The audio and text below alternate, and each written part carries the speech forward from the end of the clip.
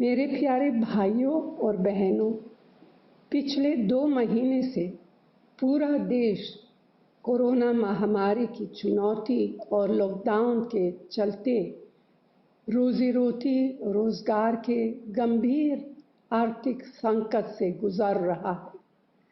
देश की आज़ादी के बाद पहली बार दर्द का वो मंजर सबने देखा कि लाखों मजदूर नंगे पांव, भूखे प्यासे, बगैर दवाई और साधन के सैकड़ों हजारों किलोमीटर पैदल चलकर घर वापस जाने को मजबूर हो गए। उनका दर्द, उनकी पीड़ा, उनकी सिसकी देश में हर दिल ने सुनी, पर शायद सरकार ने नहीं। करोड़ों रोजगार चले गए, लाखों धंधे चौपट हो गए, कारखाने बंद हो गए, किसान को फसल बेचने के लिए दर दर की ठोकरें खानी पड़ी। यह पीड़ा पूरे देश ने झेली, पर शायद सरकार को इसका अंदाजा ही नहीं हुआ। पहले दिन से ही मेरे सभी कांग्रेस के सब साथियों ने, अर्थशास्त्रियों ने, समाज शास्त्रियों ने और समाज के अग्रणी हर व्यक्ति ने बार बार सरकार को यह कहा कि ये वक्त आगे बढ़कर घाव पर मरहम लगाने का है। मजदूर हो या किसान, उद्योग हो या छोटा दुकानदार, सरकार द्वारा सबकी मदद करने का है। ना जाने क्यों केंद्र सरकार ये बात समझने और लागू करने से लगातार इनकार कर रही है।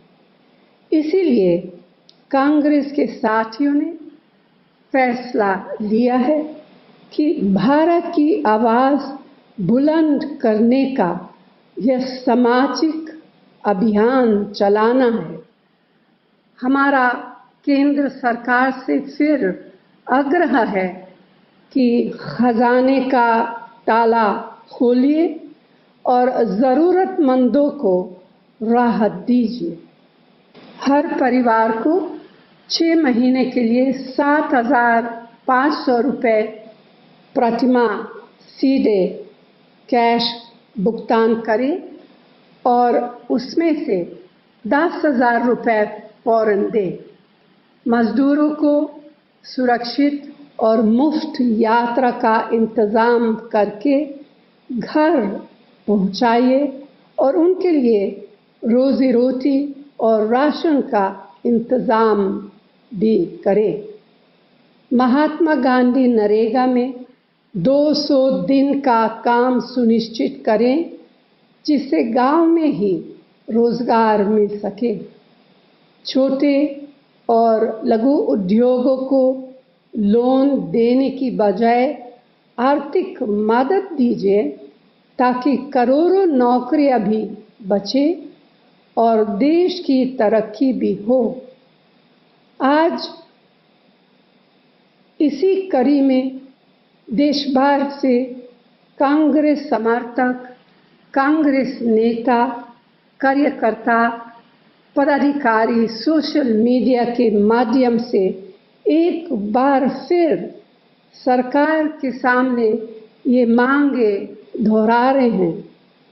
मेरा आपसे निवेदन है कि आप भी इस मुहिम में जुड़िए, अपनी परेशानी साझा कीजिए, ताकि हम आपकी आवाज़ को और बुलंद कर सके।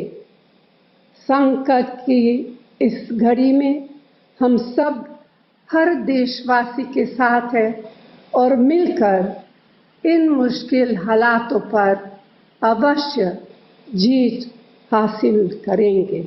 जय हिंद।